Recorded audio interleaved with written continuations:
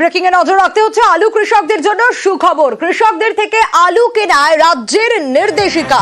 আলু স্কিমে 2025-এ অনুমোদন রাজ্য মন্ত্রিসভার। কবে থেকে কার্যকর হবে, কি রয়েছে এই নির্দেশিকায়, আরো ডিটেইল জানাতে পারবে সোমরাজ। দেখো, এই আলু প্রকিউরমেন্ট স্কিম 2025 পয়লা মার্চ থেকে কার্যকর হবে, তেমনটাই রাজ্যের তরফে নির্দেশিকা জারি করা হয়েছে। গত মঙ্গলবারই রাজ্য মন্ত্রিসভার বৈঠকে আলু প্রকিউরমেন্ট স্কিম 2025-এ অনুমোদন দেওয়া হয়েছে। এই স্কিমে রাজ্য সরকার প্রতি আলু চাষির কাছ থেকে 35 কুইন্টাল অর্থাৎ 70 বস্তার বেশি আলু কিনবে না। প্রতিটি আলুর ওজন হতে হবে 53 গ্রাম। সহায়ক মূল্যে আলু কেনার সময় হিমঘর মালিকরা আলুর গুণগত মান দেখে নেবেন।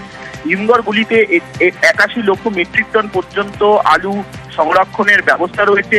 সেই 81 লক্ষ মেট্রিক টনের মধ্যে রাজ্য সরকার 11 লক্ষ মেট্রিক টন আলু সংগ্রহ করে হিমঘরে রাখবে। অর্থাৎ এই যে আলু প্রকিউরমেন্ট স্কিম, এই স্কিমে রাজ্য সরকার হিমঘরে 30% নিজেদের এবং আলু চাষিদের জন্য সংরক্ষিত করে রাখছে। পরে হিমঘর মালিকরা 7ই জুনের পর থেকে প্রতি সপ্তাহে 5% আলু বাইরে বের করতে পারবেন। রাজ্য সরকারের এবারে হিসাব বলছে 140 লক্ষ মেট্রিক টন আলু উৎপাদিত হয়েছে 12 জেলায়।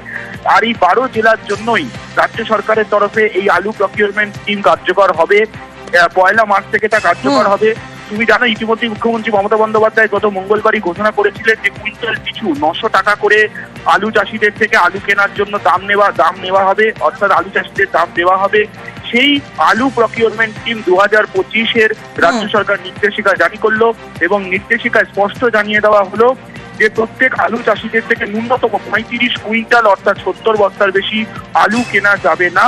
আর আলু কেনার সময় কি কি গুণমান দেখতে হবে, কি কি নিয়ম ফলো করতে হবে, প্রতিটি বিষয় বিস্তারিত নির্দেশিকা জারি করলো রাজ্য সরকার। বেশ।